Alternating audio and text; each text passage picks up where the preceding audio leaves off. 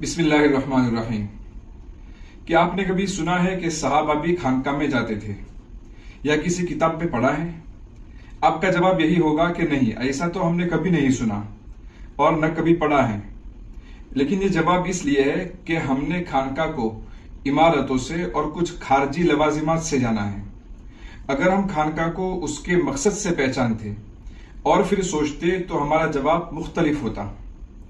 چلیے ہم صحابہ کرام کے خانقاہ میں جانے کے کچھ واقعات سناتے ہیں، لیکن ان واقعات کو سمجھنے کے لیے توجہ کی ضرورت ہوگی۔ اگر توجہ سے سنیں گے تو انشاءاللہ نئی باتیں آپ کے سامنے آئیں گی۔ پہلا واقعہ، مدینہ منورہ میں ایک نیک آدمی تھے۔ ظاہری اعمال میں صوم و صلات کے پابند تھے۔ دنیا کو چھوڑ چھاڑ کر انہوں نے اپنے آپ کو دین کے لیے وقف کر دیا تھا۔ مطلب ظاہری اعمال میں کوئی کوتاہی نہیں تھی۔ لیکن پھر بھی ایک مرتبہ ایسا واقعہ پیش آ گیا کہ وہ فکر مند ہو گئے، وہ فکر میں آ گئے۔ ان کو لگا کہ شاید ان سے کوئی گناہ ہو گیا ہے۔ ہوا یہ تھا کہ وہ تنہائی میں عبادت میں مشغول تھے۔ اسی حالت میں ایک آدمی کسی کام سے ان کے پاس آیا۔ جب اس دوسرے آدمی نے ان کو عبادت کرتے ہوئے دیکھا تو ان کو خوشی ہوئی اور ان کو اچھا لگا۔ تو ان کے دل میں جو خوشی کی کیفیت پیدا ہوئی اس پر وہ فکر مند ہو گئے اور سوچنے لگے کہ کیا یہ ریاکاری یا کوئی بری صفت تو نہیں ہے۔ وہ سیدھے مدینہ منورہ کی خانقاہ میں گئے، جہاں ایک نورانی شیخ جلوہ افروز تھے۔ ان سے جا کر اپنی حالت بیان کی۔ یہ سن کر اس نورانی ہستی نے فرمایا کہ نہیں، یہ ریاکاری نہیں ہے، بلکہ یہ تو اچھی بات ہے۔ تم کو دو ثواب ملیں گے۔ ایک ثواب تو عبادت کو چھپانے کا، دوسرا ثواب اپنے عمل سے لوگوں کو ترغیب دینے کا۔ یہ سن کر ان کو اطمینان ہو گیا۔ کیا آپ جانتے ہیں کہ وہ نیک آدمی کون تھے؟ وہ صحابی رسول حضرت ابو ہریرہ رضی اللہ عنہ تھے۔ انہوں نے رسول کریم صلی اللہ علیہ وسلم سے نماز روزے کا سوال نہیں کیا تھا، بلکہ دل پر گزرنے والی ایک حالت کے بارے میں سوال کیا تھا۔ اس سے ہمیں کیا سبق ملتا ہے؟ یہی کہ باطنی اعمال میں بھی اتنی ہی فکر ضروری ہے جتنی ظاہری اعمال میں ضروری سمجھی جاتی ہے، اور یہی تو خانقاہ کا مقصد ہے۔ آپ کو نماز اور روزے کے متعلق سوال کرنے والے تو بے شمار ملیں گے، لیکن اپنے دل کی حالت کے متعلق سوال کرنے والے معاشرے میں نہ ہونے کے برابر ہیں۔ کون ہے جس نے کسی عالم سے یا مفتی سے یہ سوال کیا ہو کہ میرے دل کی یہ حالت ہے، کیا یہ تکبر تو نہیں؟ کیا یہ ریاکاری تو نہیں؟ کیا یہ حسد تو نہیں؟ ابھی جو واقعہ بیان کیا اس سے معلوم ہو گیا کہ صحابہ کرام دل کے اعمال پر بھی نظر رکھتے تھے اور اس کے متعلق سوال کیا کرتے تھے۔ اور چند مثالیں دیکھیے۔ حضرت ابو ذر غفاری رضی اللہ عنہ کہتے ہیں کہ کسی نے رسول اللہ صلی اللہ علیہ وسلم سے سوال کیا کہ اگر کوئی آدمی اچھا عمل کرتا ہے اور اس کی وجہ سے لوگ اس کی تعریف کرتے ہیں اور اس سے محبت کرتے ہیں، آپ اس آدمی کے بارے میں کیا کہتے ہیں؟ یعنی یہ ریاکاری تو نہیں ہے؟ آپ صلی اللہ علیہ وسلم نے ارشاد فرمایا، یہ تو مومن کی نقد بشارت اور نقد انعام ہے۔ حضرت ابو امامہ رضی اللہ عنہ کہتے ہیں کہ ایک آدمی رسول اللہ صلی اللہ علیہ وسلم کی خدمت میں حاضر ہوا اور عرض کیا کہ جو آدمی ثواب اور شہرت حاصل کرنے کے لیے جہاد کرے، کیا اس کو جہاد کا ثواب ملے گا؟ رسول اللہ صلی اللہ علیہ وسلم نے فرمایا، لا شیء لہ، اس کو کوئی ثواب نہیں ملے گا۔ اس آدمی نے یہی سوال 3 بار کیا۔ آپ صلی اللہ علیہ وسلم اس کو یہی جواب دیتے رہے کہ ایسے آدمی کے لیے کوئی ثواب نہیں ہے۔ پھر آپ صلی اللہ علیہ وسلم نے فرمایا، ان اللہ لا يقبل من العمل الا ما كان له خالصا وابتغي به وجهه۔ اللہ تعالیٰ صرف اسی عمل کو قبول فرماتے ہیں جو خالص انہی کے واسطے ہو اور اس عمل سے اللہ کی خوشنودی اور اللہ کی رضا حاصل کرنا مقصود ہو۔ بسا اوقات ایسی کیفیت ہمارے اندر بھی پیدا ہو جاتی ہے، لیکن ہمیں اس کے بارے میں کوئی فکر نہیں ہوتی۔ اور صحابہ کرام رضی اللہ عنہم اجمعین ایسی کیفیات پر بھی سخت نظر رکھتے تھے اور اس کے بارے میں سوال بھی کرتے تھے، یہاں تک کہ دل کی کیفیت بدل جاتی تو اپنے اوپر نفاق کا خطرہ محسوس کرتے اور اس کے بارے میں فکر مند ہو جاتے۔ خانقاہ نے اسی چیز کو زندہ کیا ہے۔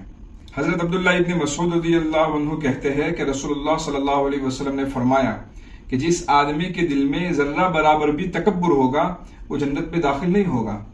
یہ سن کر ایک آدمی نے سوال کیا کہ اگر کوئی آدمی عمدہ کپڑے اور اچھے جوتے چپل پہننا پسند کرے تو کیا یہ بھی تکبر میں شامل ہے؟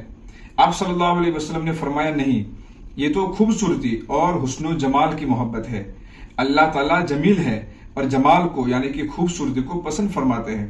تکبر تو حق کا انکار کرنا اور لوگوں کو حقیر سمجھنا، اس کا نام تکبر ہے۔ یہ چند مثالیں ہوئی دل کے اعمال کے متعلق سوال کرنے کی۔ اب ہمیں اپنی زندگی پر نظر دوڑانی چاہیے۔ کیا کبھی ہم نے کسی سے یہ سوال کیا ہے کہ میرے دل کی یہ حالت ہے؟ کیا یہ ریاکاری، تکبر، حب جاہ، حسد تو نہیں ہے؟ اگر یہ سوال نہیں کیا تو اس کا مطلب یہ ہے کہ ہم نے صرف ظاہری اعمال کو ہی دین سمجھ لیا ہے۔ یہ تو ایک بات پوری ہوئی، یعنی کہ صحابہ کرام رضی اللہ عنہم اجمعین کا اپنی دلی کیفیات کے بارے میں فکر مند ہونا اور سوال کرنا۔ اس کے بعد دوسرا نمبر آتا ہے علاج کا، یعنی کہ اگر دل کی کسی بیماری کا علم ہو گیا یا کوئی خطرہ محسوس ہوا تو پھر اس کا علاج کرنا بھی صحابہ سے منقول ہے۔ وہ ضرورت پڑنے پر نفس کو سزا دیتے تھے اور علاج کے لیے قدم اٹھاتے تھے۔ حضرت عروہ کہتے ہیں کہ میں نے حضرت عمر ابن خطاب رضی اللہ عنہ کو اس حال میں دیکھا کہ آپ کے کندھے پر پانی کا مشکیزہ تھا۔ میں نے کہا اے امیر المؤمنین، یہ کام آپ کے لیے مناسب نہیں ہے۔ تو آپ نے فرمایا کہ دراصل معاملہ یہ ہے کہ میرے پاس ہر طرف سے وفود آتے ہیں اور میری اطاعت اور فرما برداری کو قبول کرتے ہیں، جس کی وجہ سے میرے نفس میں بڑائی پیدا ہو گئی تھی۔ اس لیے میں نے چاہا کہ اس کا علاج ہونا چاہیے اور اس کی بڑائی کو توڑنا چاہیے، نفس کی بڑائی کو توڑنا چاہیے، اس لیے میں یہ کام کر رہا ہوں۔ یہ فرما کر آپ رضی اللہ عنہ وہ مشکیزہ لے کر ایک انصاری عورت کے گھر گئے اور اس کے برتن میں اپنا مشکیزہ خالی کر دیا۔ حضرت ابو عبیدہ بن جراح رضی اللہ عنہ نے ایک مرتبہ نماز پڑھائی۔ نماز پڑھانے کے بعد کہنے لگے کہ ابھی شیطان برابر میرے پیچھے لگا رہا، یہاں تک کہ مجھے یہ خیال آنے لگا کہ میں ان لوگوں سے افضل ہوں جو میرے پیچھے کھڑے ہیں۔ اس کے بعد آپ نے فرمایا لا اؤم ابدا، یعنی اب میں کبھی نماز نہیں پڑھاؤں گا۔ حضرت عبداللہ ابن سلام رضی اللہ عنہ ایک مرتبہ بازار سے اس حال میں گزرے کہ آپ پر لکڑیوں کی ایک گٹھڑی تھی۔ کسی نے پوچھا کہ آپ کو اللہ تعالیٰ نے اس کام سے بے نیاز کر دیا ہے، آپ کو اس کام کی ضرورت نہیں ہے، پھر کیوں آپ یہ تکلیف اٹھا رہے ہیں؟ آپ نے فرمایا کہ میں تکبر کا علاج کر رہا ہوں۔ میں نے رسول اللہ صلی اللہ علیہ وسلم کو یہ فرماتے ہوئے سنا ہے کہ جس کے دل میں ایک رائے کے برابر بھی تکبر ہوگا وہ جنت میں نہیں جائے گا۔